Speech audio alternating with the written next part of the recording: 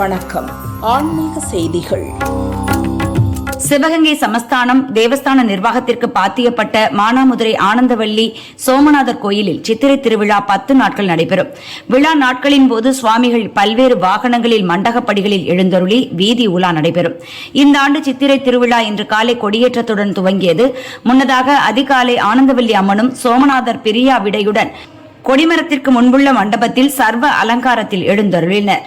தொடர்ந்து கொடிமரத்திற்கு முன்பாக அர்ச்சகர்கள் ஹோமங்கள் வளர்த்து பூஜைகளை செய்த பின்னர் காலை 9 மணிக்கு கொடியேற்றம் நடைபெற்றது. பின்னர் பால், பன்னீர், சந்தனம், இளநீர், திரவியம் உள்ளிட்ட 18 வகையான பொருட்களால் அபிஷேகங்கள், தீபாராதனைகள் நடைபெற்றன. விழாவில் மானாமதுரை மற்றும் சுற்றுவட்டார பகுதிகளைச் சேர்ந்த ஏராளமான பக்தர்கள் கலந்து கொண்டனர். விழாவின் முக்கிய நிகழ்ச்சியான திருக்கல்யாணம் வரும் ஏப்ரல் 28ஆம் தேதி காலை 10:35 மணியிலிருந்து 11 மணிக்குள் நடைபெறும். ஏப்ரல் 29ஆம் தேதி துயரோட்டம் நடைபெறும். சித்திரை திருவிழாவின் முத்திரை பதிக்கும் விழாவான வைகை ஆற்றில் அழகர் இறங்கும் விழா மே 1ஆம் தேதி வெகு விமர்சையாக நடக்கிறது. விழா ஏற்பாடுகளை சிவகங்கை தேவஸ்தான நிர்வாகிகள், அர்ச்சகர்கள், பொதுமக்கள், பக்தர்கள் செய்து வருகின்றனர்.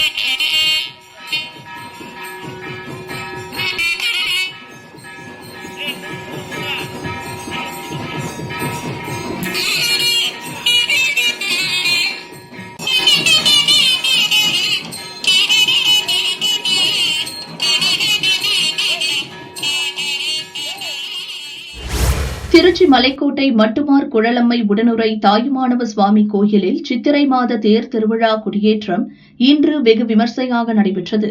முன்னதாக தாயுமானவர் சன்னதியில் உள்ள தங்க கொடிமரத்திற்கு பால், தயிர், பன்னீர் உள்ளிட்ட பல்வேறு வாசனை திரவியங்களால் அபிஷேகம் நடைபெற்றது.